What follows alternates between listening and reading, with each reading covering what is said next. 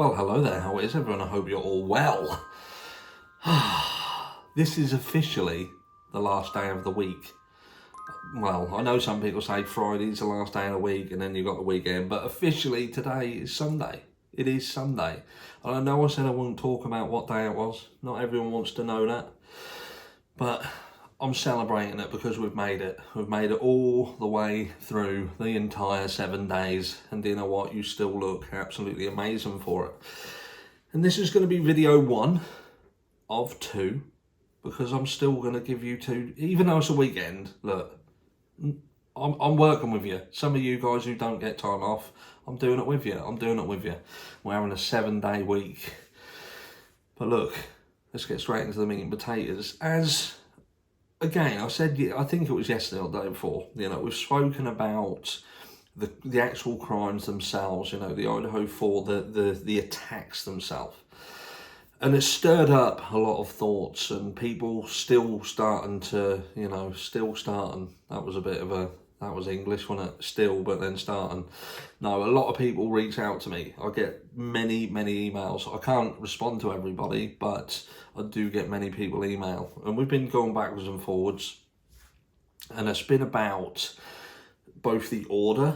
We talk about the order with which this happened.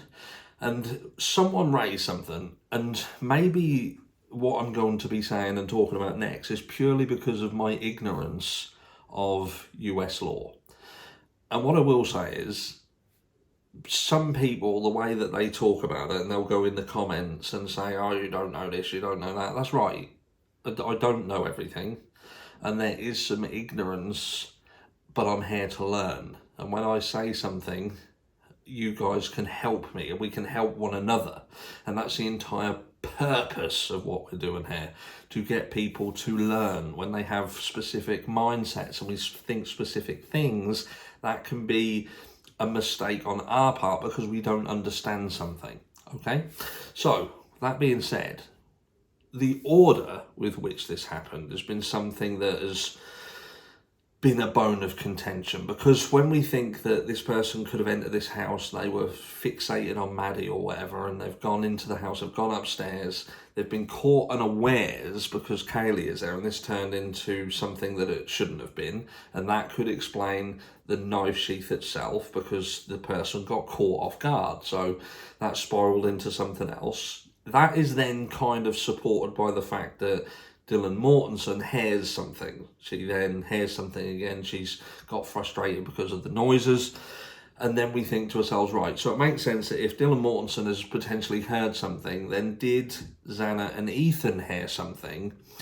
And did, as the killer has come down and gone to leave, they've sort of come face to face with either Xana and or Ethan, because they had come out to look to see what the noise was.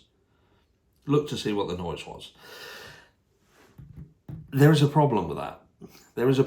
And I'll tell you why. Because on the documentation, on the court documentation, I'll put it on the screen here, it lists, obviously, the burglary charge, which a lot of people question this burglary charge. But what I can sort of ascertain is when there is a situation where someone enters into a person's home to do a crime, that is always put on the paperwork to say that this person entered intentionally into someone's home to do a crime that was premeditated. They entered in to do something nefarious. So that is almost an automatic charge. You entered into someone's home and you shouldn't have been there.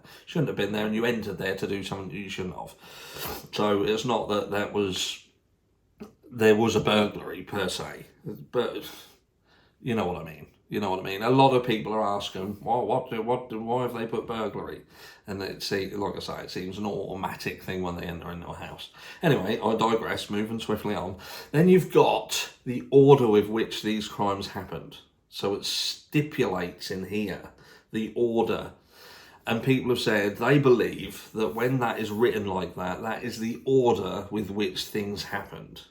So that is actually giving you what happened, the version of events. The person enters in, they go after this person, and this person. But then I thought to myself, but hold on a second. The order, I get, yeah, the order could be right. So if we're saying that that documentation is accurate and that is the order, then why does it say that all of the victims, it was a premeditated attack? Premeditated. Now these are all four of these are first degree murder charges.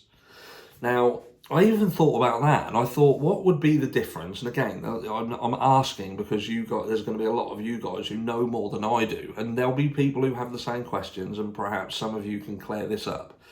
Because I look at it, and I look at it like, right, so first degree murder is when someone intentionally goes out to commit the act of murder.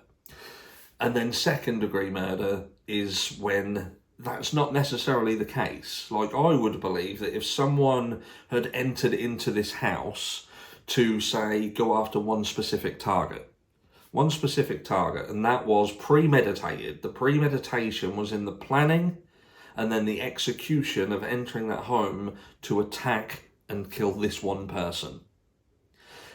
And then they got caught off guard and it spiraled into out of control. And we've spoken about collateral damage. But I don't know, again, whether it's my ignorance, but I think to myself, collateral damage would not necessarily mean first degree murder. I believe that would then mean second degree murder, because that person has not planned. There is no premeditation to it. It is something where they've entered a house and it's spiraled out of control because they've got caught off guard. They didn't know who was in that house. But then I was kind of reading more about it, and it was almost like, no, first degree murder could be attributed to a situation where someone has the act of the attack in which they've, what they've done, they knew that that was going to cause death. And that could still then be attributed the title of first degree murder, because they knew that that person was not going to survive. But then I still look at premeditation, the premeditated, the planned. Premeditation means planned. They planned it. It was something that was a forethought. They before they entered that home, they knew what they were going to do, and they did it. Which, in accordance to the court documentation, that would mean that this person entered this property knowing exactly what they were going to do. They went in here to execute these four individuals. These four individuals. That was the plan. Now, this raises more questions, because if that's the case, and this was premeditation, you've then got two questions here. And that is okay then. So if this was premeditation, they're putting it down to premeditation because they're saying this person entered this house and the plan was always to execute everybody in the house. Everybody. Then why didn't they? Why didn't they? Because that premeditation, that plan, in theory, didn't fail, because they must have entered the house and gone up into one room and attacked, come back down, gone to another room, attacked again. So why stop there? Why stop at that point? Why didn't they go on? So then you've got to think to yourself, okay, so maybe it wasn't to execute everybody in the house, it was just to execute who was there, those four people. Because you can't even turn around and say that all four of them were premeditated if only two of them were a target. Say they were targeting Maddie, for instance, and Xana. But then the other two, Ethan and Kaylee, would technically have been not premeditated. They would have simply been either second degree murder or first degree murder, if you want to factor in, again, the act of, attacking someone and knowing full well where that attack is going to lead, if I've got that right. So again, the thing what's thrown me completely is the fact that every single victim was classed as being premeditated. And again, for me, And from what I can see, and I've tried to see whether there are any loopholes, like the loophole with first-degree murder, doesn't necessarily mean that a collateral damage death cannot be first degree. It just means that the act with which they commit, they know where that's going to end up. They know that the injuries that are sustained by this person because of you are going to lead to death.